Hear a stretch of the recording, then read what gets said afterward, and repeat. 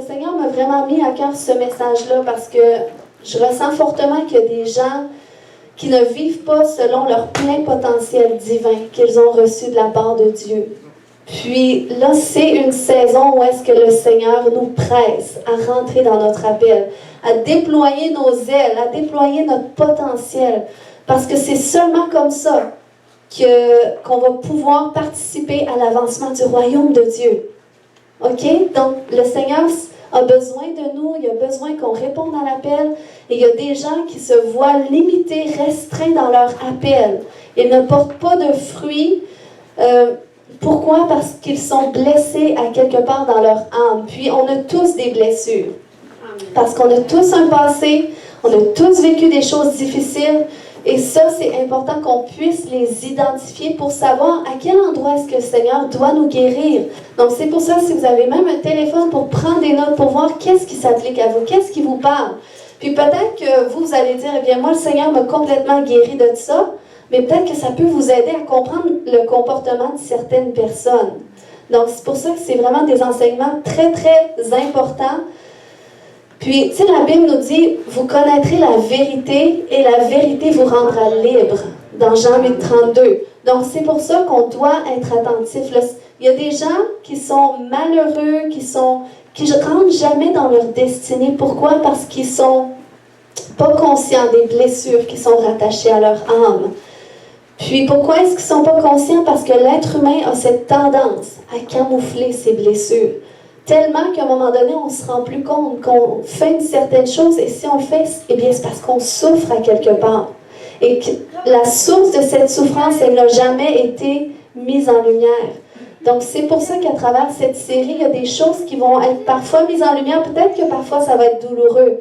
Parce que des fois, ça fait mal de retourner sur des choses qu'on a peut-être tourné la page, on a dit, regarde, je vais avancer quand même, ça a été douloureux, mais peut-être qu'il y a des choses qui n'ont pas été réglées.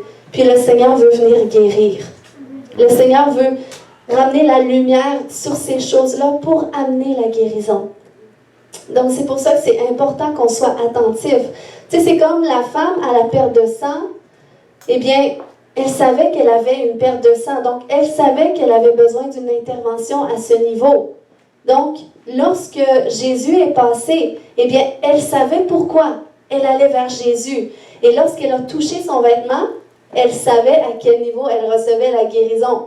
Donc, c'est pour ça que nous aussi, on doit savoir, même si c'est douloureux, on doit reconnaître, écoute, j'ai une blessure là. Mais quand le Seigneur va passer, et que là, tu vas être touché, tu vas ressentir sa présence, tu vas ressentir quelque chose, eh bien, tu pourras savoir que c'est à ce niveau-là qui te guérit. Et tu vas pouvoir cheminer dans ta guérison. Amen. Amen. Donc, on est dans des temps, je vous dis, c'est une parole prophétique que le Seigneur m'avait donnée récemment, puis je vous la partage parce que c'est pertinent pour vous aussi.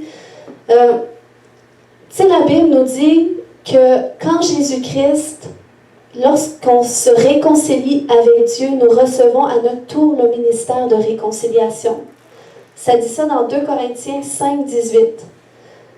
Où ça dit, et tout cela vient de Dieu qui nous a réconciliés avec lui par Christ et qui nous a donné le ministère de la réconciliation. Donc c'est intéressant, c'est que lorsque Jésus nous réconcilie avec le Père, c'est qu'on reçoit à notre tour ce ministère de réconciliation.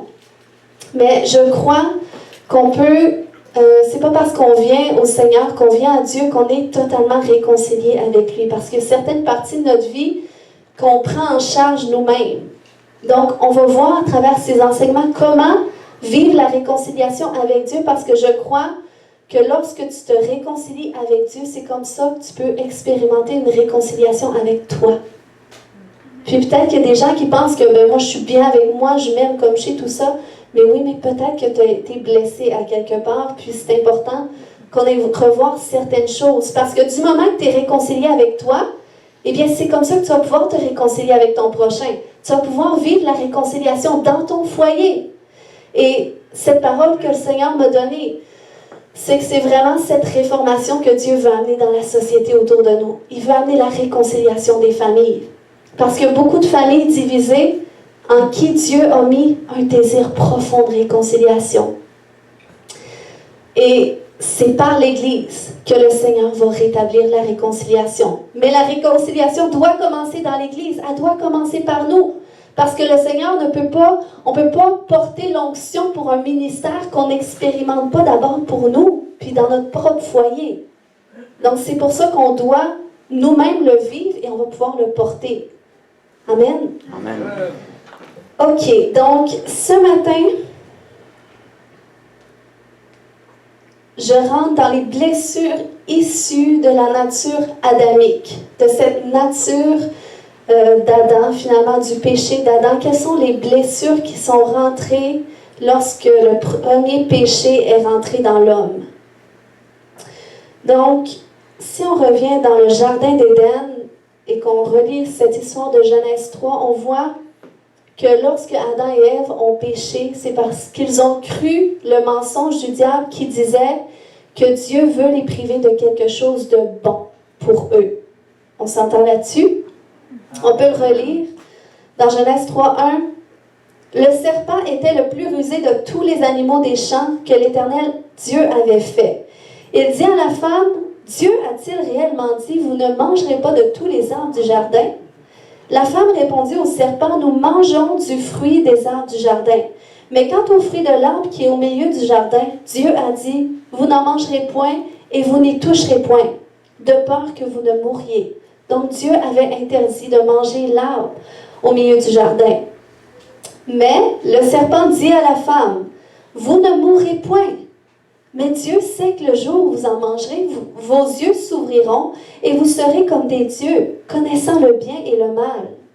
La femme vit que l'arbre, finalement, elle vit que l'arbre était bon à manger et agréable à la vue. Donc, on voit qu'elle s'est laissée tenter et qu'il était précieux pour ouvrir l'intelligence. Elle prit son fruit et en mangea et elle en donna à son mari qui était auprès d'elle.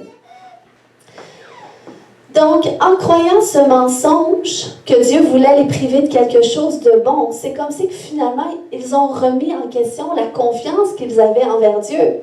Parce que là, tout d'un coup, c'est comme ils ne croyaient plus qu'est-ce que Dieu leur avait dit, qu'ils pourraient mourir. Ils ont plutôt cru le mensonge du diable. Mais qu'est-ce qui s'est passé lorsqu'ils ont mangé ce fruit?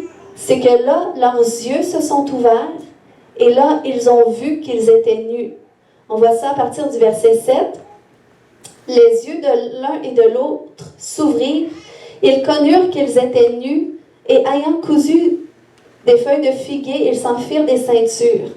Alors ils entendirent la voix de l'Éternel Dieu qui parcourait le jardin vers le soir.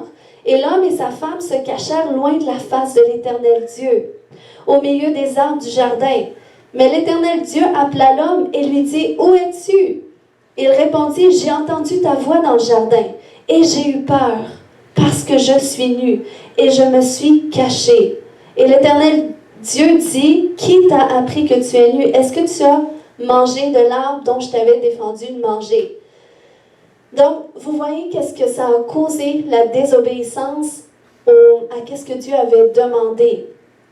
C'est qu'il y a une honte qui est rentrée en eux.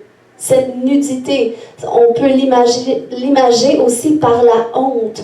Fait qu'est-ce qu'ils ont fait pour couvrir la blessure de cette honte? C'est qu'ils ont cherché à se cacher. Puis, on doit comprendre qu'avant le péché, eh bien, c'était Dieu qui prenait soin d'Adam et Ève. Il y avait une parfaite connexion avec eux. Donc, l'homme n'avait pas besoin de se soucier de lui parce que Dieu prenait soin de lui. Mais lorsque le péché est entré, eh bien là, c'est comme la honte est entrée et cette impression de devoir prendre soin de soi est entrée. Donc, c'est pour ça qu'ils ont cherché eux-mêmes à se cacher, à se camoufler. Puis, on doit comprendre que c'est ce qui se produit dans la nature humaine aussi. Dans le fond, on a toute cette tendance-là, humainement, à chercher à se cacher. On hérite tous, à quelque part, de cette honte-là.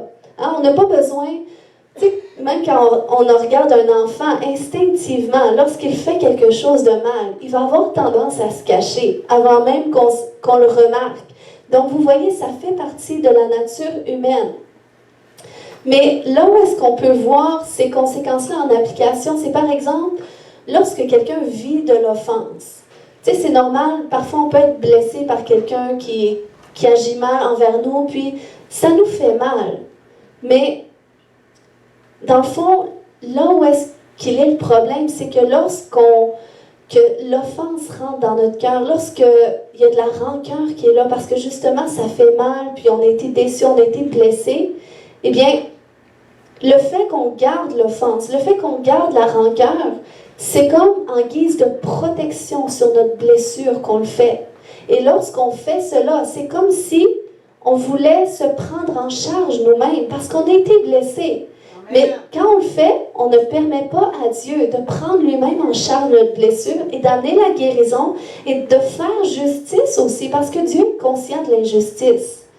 Mais vous voyez, c'est cette tendance-là qu'on a dans notre chair, dans notre nature charnelle, à être facilement, justement, à être sensible à la honte, puis à vouloir se prendre en charge nous-mêmes, vouloir prendre en charge notre vie, puis c'est ça, on va voir ce matin comment est-ce qu'on peut rétablir cette connexion avec Dieu, rétablir cette confiance en Dieu qui désire prendre soin de nous. Amen. Amen. Ensuite, les conséquences de ces blessures, eh bien, qu'on a parlé, c'est que là, Adam et Ève ont accepté le mensonge du diable, et là, la confiance entre l'homme et Dieu s'est brisée, puis elle a amené la honte qui s'est répandue dans la nature humaine pour se transférer d'une génération à l'autre. Et là, on va voir par rapport à la honte, c'est quoi la honte? La honte, c'est un sentiment pénible d'infériorité ou d'humiliation devant autrui. C'est également le sentiment d'être exposé et mis à nu devant les autres, nous poussant à vouloir nous cacher. Et la honte, c'est une émotion qui dit soit j'ai fait quelque chose de mal ou je ne suis pas assez bien. Je ne suis pas quelqu'un de bien. Donc, la honte vient par rapport aux actions qu'on a pu faire, mais aussi par rapport à ces mensonges-là qui disent que tu n'es pas quelqu'un d'assez bien. Amen. Puis, la honte amène le type de pensée, tu sais, comme de quoi que, j'ai pas fait qu'est-ce que j'aurais dû faire. La honte, tu sais, t'amène justement ce sentiment de culpabilité. J'aurais dû faire ceci, j'aurais dû faire cela. Je suis honteux de la façon que les gens ont pu me voir. Tu sais, lorsque tu te sens humilié, c'est comme ça, c'est ce qui nourrit la honte. Puis, aussi, qu'est-ce qui nourrit la honte? Il y a les reproches, le déshonneur, l'humiliation, la moquerie, le mépris, le sentiment de culpabilité. Donc ça, c'est des choses qui nourrissent la honte. Puis, on peut facilement traiter les gens de cette façon-là, parce que ça fait partie de notre nature. Donc, quand on fait des reproches, moi, je vous dis de cet enseignement-là que je vous amène, de réaliser ça, ça a changé ma façon d'éduquer mes enfants. Parce que c'est facile de les éduquer dans une façon où est-ce que tu peux leur faire sentir coupables de qu'est-ce qu'ils ont fait. Mais il ne faut pas non plus nourrir la honte chez les autres. On doit plutôt les amener à dire, écoute, tu as fait ça, c'est pas bien, mais je sais que tu es capable. Amen. Donc, Amen. puis ça, c'est quelque chose aussi dans le couple qui fait une différence parce que des fois, on peut se chicaner, des fois, on est en désaccord, mais notre façon de traiter l'autre personne peut nourrir la honte chez elle qui l'empêche justement d'être vraiment qui elle est. Donc, c'est pour ça qu'on doit être sensible à ça. Parce que la honte, c'est aussi la racine de la faible estime de soi. Qui amène un blocage dans les relations. Hein? La honte amène un blocage dans les relations. Aussi, les blessures issues de la nature, oui, amènent aussi la prise en charge de soi, qui nous amène des moyens de vouloir camoufler la douleur. Donc, ça, c'est le genre de cercle dans lequel on vit. Puis oui, le Seigneur, à travers notre cheminement, il amène parfois des guérisons, tout ça, il nous transforme. Mais sans le réaliser, des fois, on a certains blocages dans nos relations, même dans notre relation avec Dieu, parce qu'il y a des choses qui ne sont pas guéries. Il y a des mensonges qui sont là quelque part, où il y a encore des blessures, de la honte qui font mal à l'intérieur de nous, qu'on doit permettre au Saint-Esprit de venir guérir. Amen. Puis les gens, justement, qui ont une faible estime d'eux, qui ont ce sentiment de honte, qui les amène à croire que je suis pas assez bon pour Dieu, je suis pas assez spirituel, je suis pas assez digne de m'approcher de Dieu, eh bien, ces gens-là, ça les empêche d'amener leur relation avec Dieu à un autre niveau. Ça les empêche de rentrer dans l'intimité avec Dieu parce qu'ils ont peur d'être jugés. Donc, ils vont essayer de se cacher. Parce que la honte, finalement, veut te garder lié, veut t'amener à te cacher de Dieu et à te cacher des autres. C'est silencieux, mais c'est bon, c'est parce que vous réfléchissez. Ensuite, lorsque de la honte à l'intérieur de nous, eh bien, on va essayer de trouver des moyens de couvrir la honte, de couvrir la douleur qu'elle occasionne. Et ces moyens-là, il y a le travail excessif. Les gens qui ont cette tendance workaholic, comme on dit, eh bien, ça peut être une forme de... Ça peut être quelque chose qu'ils font pour camoufler les blessures de la honte qui sont là. Il y a la religiosité excessive. Hein? Il y a des gens, c'est l'Église, ça prend 5 services semaine, ils sont dans toutes les conférences, puis ils ratent rien, mais des fois, ça peut paraître spirituel.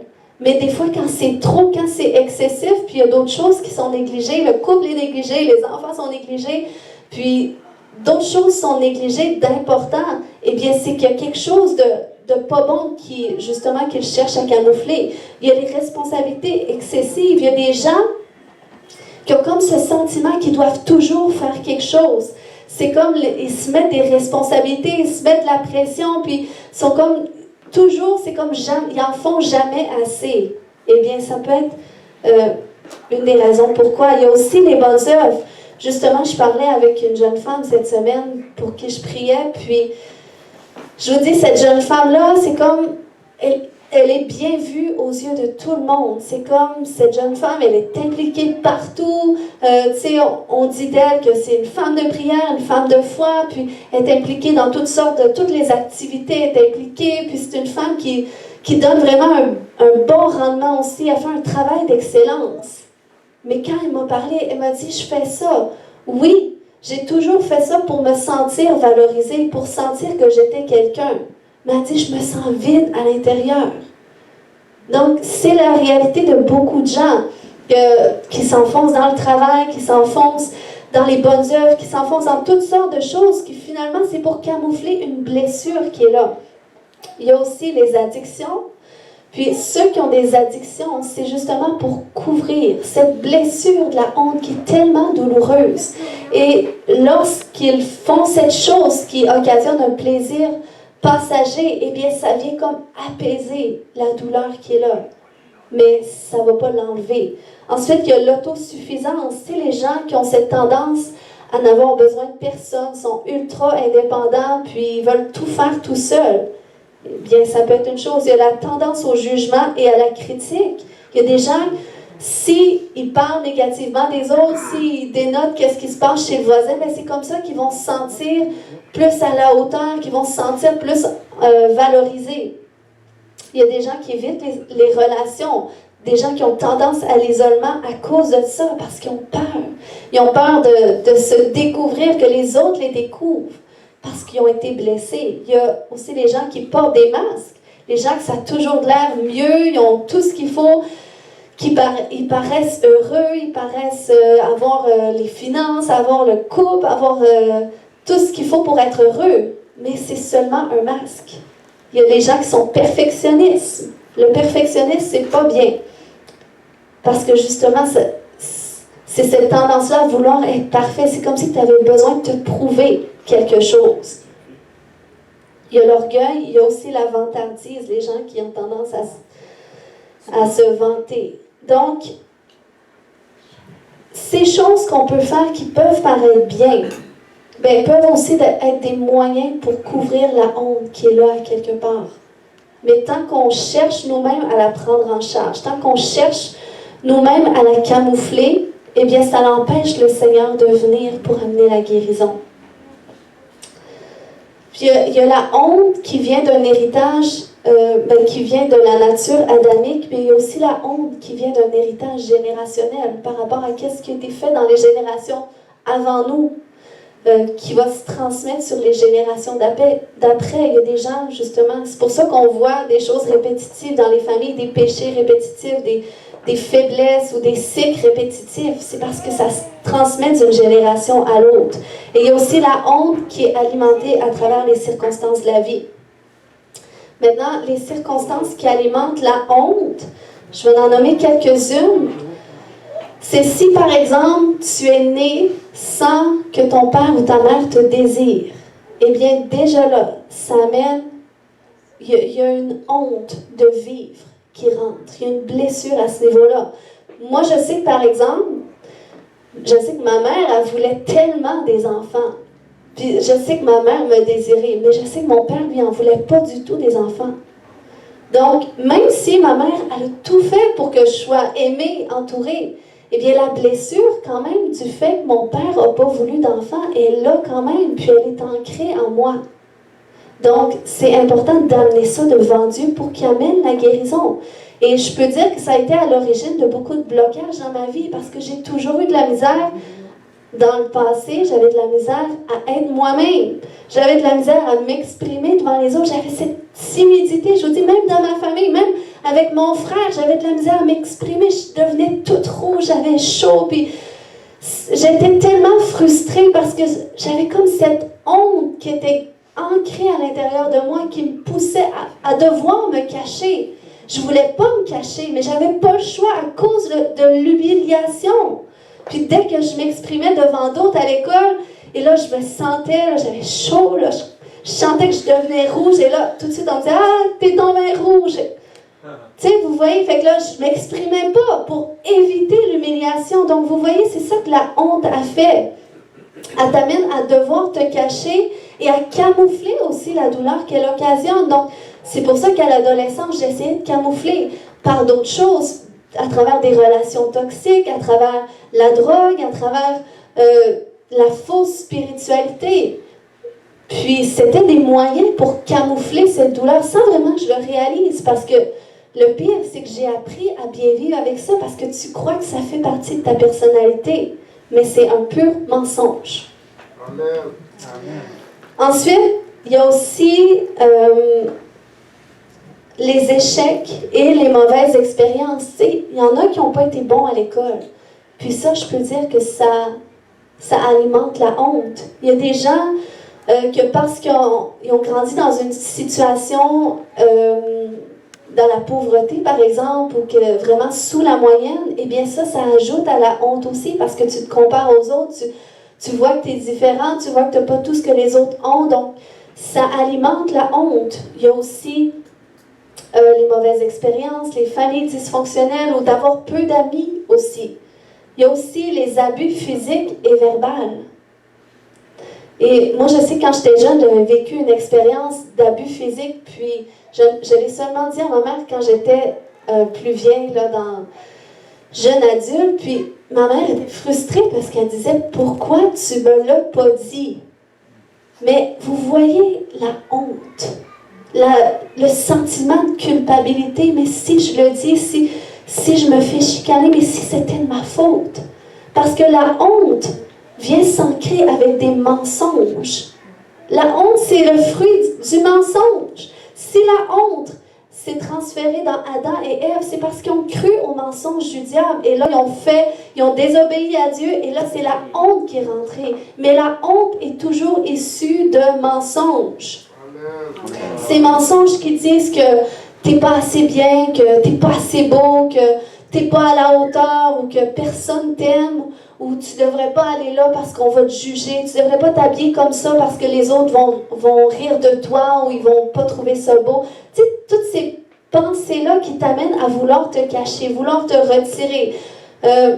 Parce que la honte, qu'est-ce qu'elle veut faire, la honte? C'est qu'elle veut causer l'embarras, elle veut causer la timidité, la honte veut causer la gêne, elle veut causer l'insécurité, ou le perfectionnisme, ou les gens qui sont très exigeants envers eux-mêmes. C'est parce qu'il y a une blessure à quelque part.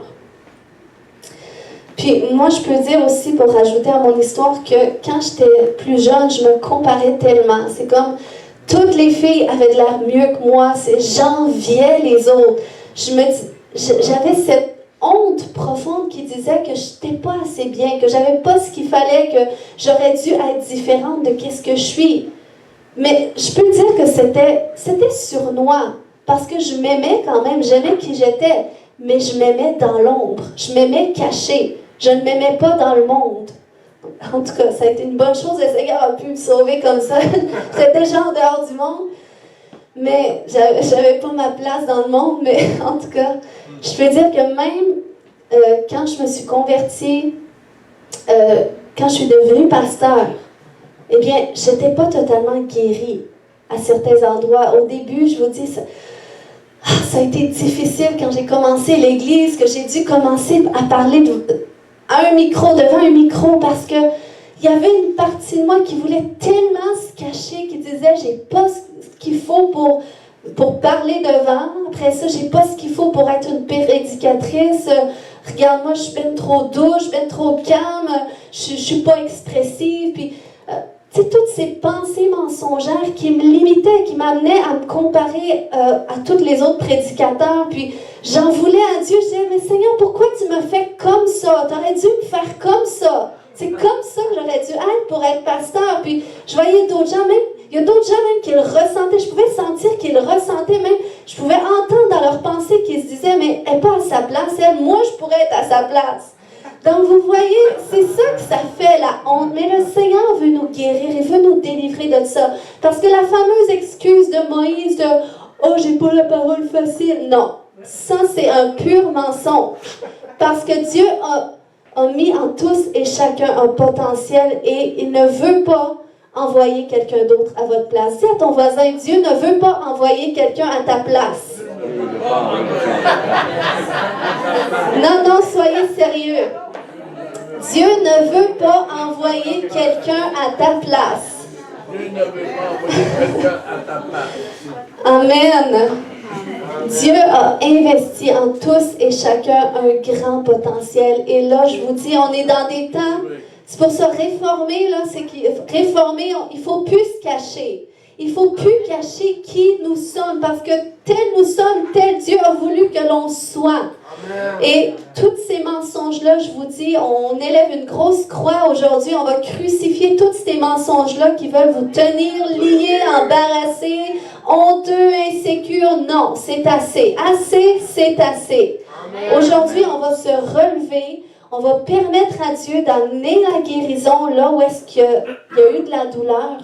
Parce qu'on va lui permettre, on va rétablir notre connexion avec lui. On va lui permettre de nous reprendre en charge là où est-ce que ça l'a fait mal. On va lui permettre de venir nous nettoyer, puis de venir nous amener la guérison. Amen. Amen. Donc, tout de suite, on règle ça à matin parce qu'on pense à autre chose. Pour ça, la semaine prochaine, c'est un autre volet. Donc, ça, c'est une étape. J'aimerais qu'on se lève ensemble. Samuel, tu peux venir devant, s'il te plaît. On va se lever ensemble, puis on va commencer à prier. Donc, même ceux qui servent, peu importe là où est-ce que vous servez ce matin, le Seigneur va vous toucher dans votre service parce qu'on a tous besoin de recevoir à ce niveau-là. Alléluia. Amen. Seigneur, merci pour ta présence. Merci, Saint-Esprit, pour ta parole qui est vérité, Seigneur. Merci, Seigneur, que tu veux nous conduire dans toute la vérité parce que tu veux nous libérer. Tu veux, Seigneur, qu'on rentre dans notre destinée. Tu veux, Seigneur, qu'on impacte le monde autour de nous, Seigneur Dieu. Oh, merci, Jésus, que tu es là devant nous. Est-ce qu'on pourrait, ce matin, j'aimerais ça, vous allez prier aussi. Là où est-ce que vous êtes, vous allez prier. J'aimerais qu'on puisse s'imaginer la croix qui est devant nous. La croix qui est devant nous. Alléluia. Cette croix qui veut dire tellement de choses. Alléluia. Oh Seigneur Dieu, il y a une puissance dans la prédication de la croix. Parce que la croix, Seigneur, nous rappelle, Seigneur, ton sacrifice. Elle nous rappelle, Seigneur Dieu, la délivrance, la guérison que tu veux nous amener. Ta croix, Seigneur Dieu, nous rappelle la victoire, Père, que tu veux nous donner, Seigneur Dieu. Tu veux, Père, qu'on s'identifie à cette croix qu'on crucifie qu'est-ce qui doit être crucifié pour qu'on se relève en nouveauté de vie, pour qu'on soit ressuscité. Puis je sens dans mon esprit, c'est ce que je voyais durant la louange, c'est comme s'il y a des nouvelles naissances qui vont être engendrées aujourd'hui. Peut-être que vous dites, ben moi je suis déjà né de nouveau. Non, mais il y a des nouvelles naissances qui doivent être engendrées. Chez certaines personnes, il y en a qui vont se reconnaître. Et reconnaissez-vous. Parce que comme la femme à la perte de sang, quand Jésus va passer, tu vas toucher son vêtement. Alors ta nouvelle naissance doit s'engendrer. Il y a quelque chose de nouveau que Dieu est en train de faire ce matin. Et j'aimerais que devant cette croix, j'aimerais qu'on permette au Saint-Esprit de ramener à la mémoire tout ce qui nous a blessés. Hein? Tout ce qui nous a blessés, tout ce qu'on t'a dit.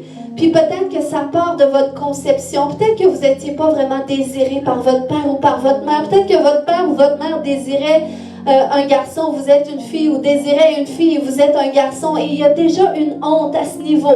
Une honte d'être une femme, une honte d'être un homme qui est rentré. Donc j'aimerais qu'on commence à pardonner à Dieu, à pardonner à ces gens-là. J'aimerais qu'on commence à dire à Dieu, Seigneur, je pardonne mon père de ne pas m'avoir désiré. Je pardonne ma mère de ne pas m'avoir désiré. Je pardonne mon père de m'avoir abandonné. Je pardonne ma mère, Seigneur Dieu, de ne pas s'avoir occupé de moi. Je pardonne ma mère de ne pas m'avoir dit je t'aime. Je pardonne à mon père pour telle chose. Commencez à pardonner aux gens qui vous ont blessé. Je pardonne à telle personne qui m'a humilié publiquement. Je pardonne à cette personne qui a dit que j'étais impotent, que j'étais empoté.